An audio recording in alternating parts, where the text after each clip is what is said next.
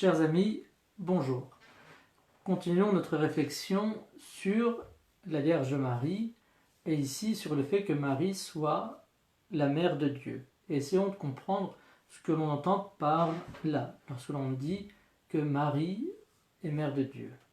Pour cela, un tout petit rappel sur la Trinité. Nous croyons que Dieu est unique, il y a un seul Dieu, mais que la manière qu'a Dieu d'être un, c'est une manière trinitaire. Dieu est parfaitement un en trois personnes. Le Père, le Fils, qu'on appelle aussi le Verbe, et le Saint-Esprit. Le Verbe, ou le Fils, est donc parfaitement Dieu. Et l'un de la Trinité, le Fils, va en Marie se faire homme. Alors ici, essayons de comprendre ce que cela veut dire que le Verbe, que le Fils de Dieu, se soit fait homme. Ici, des conciles, des rassemblements d'évêques se sont rassemblés pour essayer de réfléchir à ces notions-là. Au concile d'Éphèse, il nous a été dit que Marie n'a pas mis au monde un homme qui aurait été uni au Verbe, mais qu'elle a donné au Verbe son humanité. C'est-à-dire Dieu se fait homme en Marie et prend une humanité. Il ne s'unit pas quelqu'un que Marie aurait déjà engendré. Marie n'engendre pas un homme qui est comme assumé par le Verbe, mais elle donne une humanité qui est prise, qui est assumée par le Verbe, et qui sera parfaitement assumée selon sa personne. Et on va préciser cette notion-là. Le concile de Chalcédoine, lui, dira qu'il y a un seul et même Fils, qu'il est vrai Dieu et vrai homme, qu'il est de même nature que le Père et parfaitement homme, qu'il est engendré du Père de toute éternité et qu'il est engendré dans le temps, dans le sein de la Vierge Marie, ce même et unique Fils. Alors ici, il faut préciser quelques notions.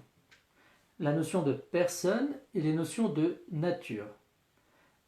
Le Verbe est une personne divine qui a une nature divine et une nature humaine. Ce qu'il faut comprendre, prenons un exemple pour comprendre. La nature humaine est quelque chose qui est abstrait.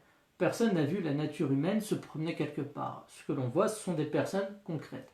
On voit Henri se promener, mais pas la nature humaine. Henri, c'est une personne qui va rendre individuelle, concrète, une nature humaine. La nature humaine va être rendue concrète, individuelle, par la personne Henri. En Dieu, il y a trois personnes. La personne du Verbe assume une nature humaine. Elle assume déjà une nature divine et elle assume par l'incarnation une nature humaine qui va être rendue une, qui va être individualisée, rendue une par la personne du Verbe. Donc il y a une personne divine qui rend une la nature divine et la nature humaine dans sa personne. Et donc il y a ce qu'on appelle la communication des idiomes. C'est-à-dire quoi? C'est-à-dire que ce qui est vécu par la nature humaine va être vécu par la personne divine.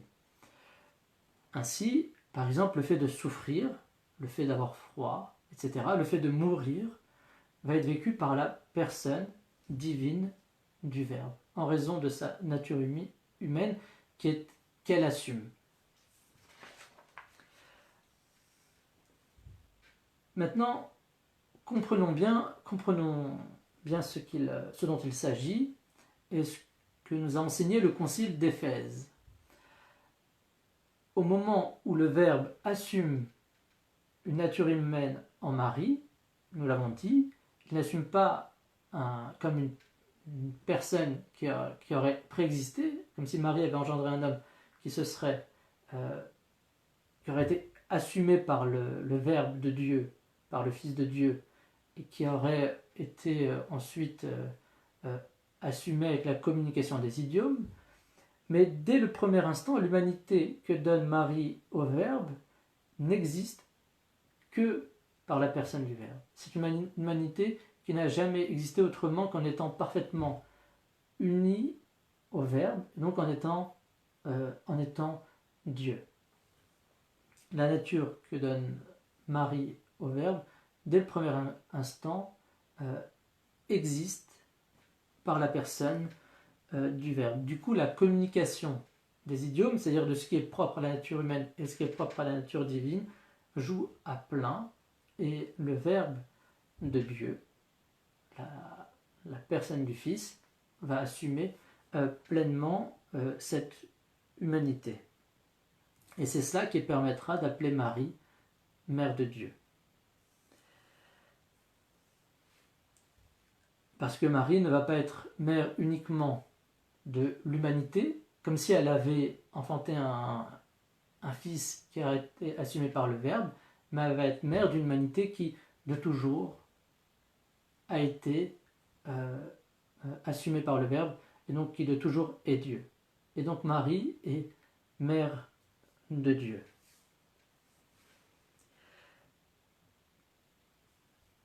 C'est ce qu'Élisabeth, la parente de Marie, soulignera lorsqu'elle dira « Que me vaut que la mère de mon Seigneur vienne jusqu'à moi ». Elle est mère du Seigneur, de celui qui a toujours été le Fils de Dieu. Le Fils éternel du Père est celui qui va être engendré en Marie. Alors ici, faisons une petite précision. Marie va enfanter le Fils de Dieu, celui qui est Dieu. Elle va l'engendrer par l'action de l'Esprit Saint. Cela ne veut pas dire qu'elle serait divine. Cela veut dire que celui qu'elle engendre est divin. Cela veut dire que c'est l'Esprit Saint qui permet cet engendrement, mais non pas qu'elle serait divine.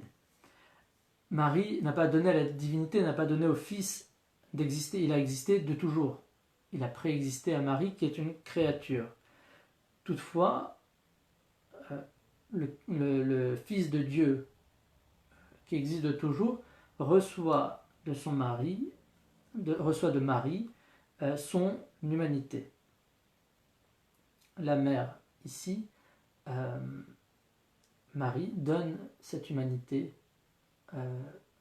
à son Fils, qu'il assume parfaitement et donc devient mère de Dieu.